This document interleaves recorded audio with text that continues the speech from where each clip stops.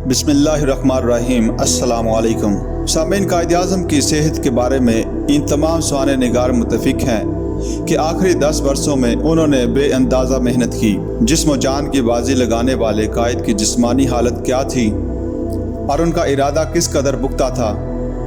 جب تک انہوں نے اپنا مقصد یعنی پاکستان کا قیام حاصل نہیں کر لیا، وہ چین سے نہیں بیٹھے۔ جیسا کہ میں انہیں جانتا ہوں، یہ کتاب کا نام ہے جسے قائد کے ساتھی اور دوست M.A.H. اصفہانی مرحوم نے لکھا۔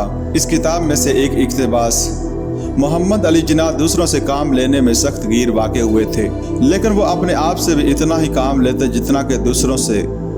اگر کچھ کرنا ہے تو اسے جلد کرنا چاہیے۔ لگتا تھا کہ ان کے پاس ضائع کرنے کے لیے وقت نہ تھا۔ کھانا، آرام اور نیند، ان سب کو قائد کی زندگی میں اتنی باری کا انتظار کرنا پڑتا۔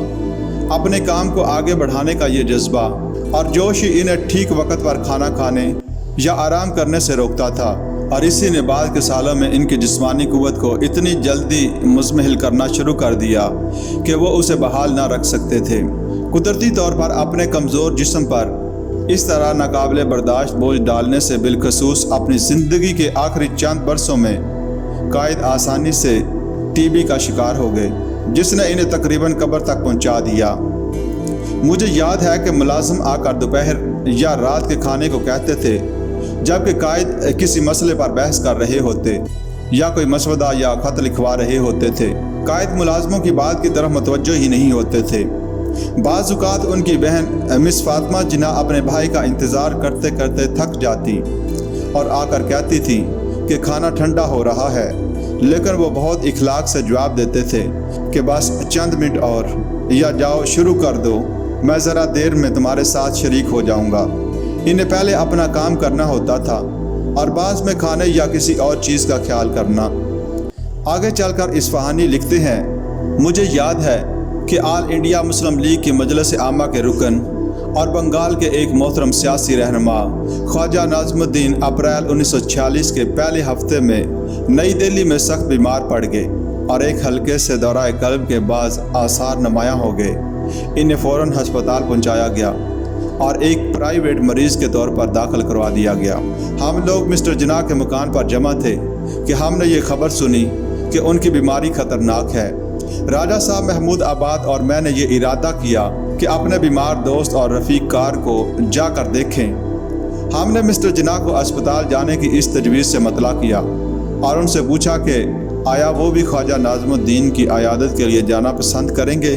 اصفہانی لکھتے ہیں کہ ہم قائد کا یہ جواب سن کر دم بخود رہ گئے کہ اگر میں نے ایک مرتبہ بیمار اور علیل لوگوں کی عیادت کو جانا شروع کر دیا تو مجھے اپنا زیادہ تر وقت اسی فریضے کی ادائیگی میں صرف کرنا پڑے گا، اور میرے پاس اس اہم کام کے لیے کافی وقت نہ بچے گا جس پر برصغیر کے مسلمانوں کے مستقبل کا دار و مدار ہے۔ قیام پاکستان کا آخری مرحلہ سر پر ہے اور مجھے واقعی فرصت نہیں۔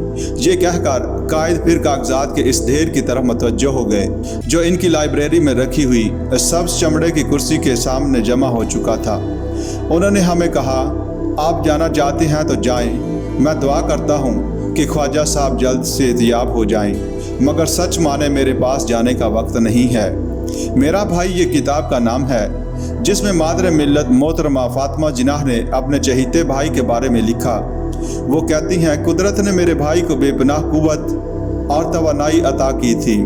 اس خوبی کو ان کے بظاہر ناتواں اور کمزور جسم کے سپرد کر دیا گیا تھا، مگر یہ جسم ان کے قوت اور صلاحیتوں سے بھرپور ذہن اور قوت ارادی کی تیز رفتاری کے ساتھ قدم ملا کر چلنے کے قابل نہیں تھا۔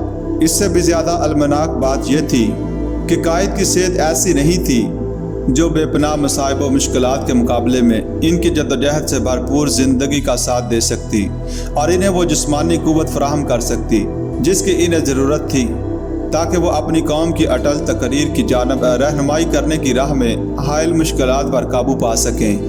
محترمہ فاطمہ جناح لکھتی ہیں کہ زندگی کے آخری 10 برس کے دوران قائد کی سیاسی سرگرمیوں اور ذمہ داریوں میں کئی گنا اضافہ ہو گیا تھا، جبکہ وہ بڑھاپے کی سرحدوں میں داخل ہو چکے تھے۔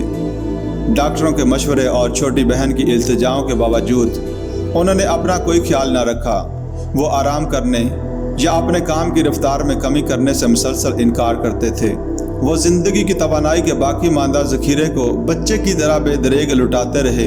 ان کی خرابی یا صحت سے خوفزدہ ہو کر میں کبھی ان سے طویل اوقات میں اتنا زیادہ کام نہ کرنے کی التجا کرتی یا ہندوستان بھر کے مسلسل طوفانی دوروں کا پروگرام کچھ عرصہ کے لیے ملتوی کر دینے کا مشورہ دیتی تو کہتے، کیا تم نے کبھی سنا ہے کہ کسی جنرل نے ایسے وقت چھٹی کی ہو جب اس کی فوج میدان جنگ میں اپنی بقا کی جنگ لڑ رہی ہو؟ انہیں کمال حاصل تھا کہ مخاطب کی طرف سے بنا بنایا مقدمہ ایک اچھے وکیل کی طرح ایک ہی جملے میں اڑا دیتے۔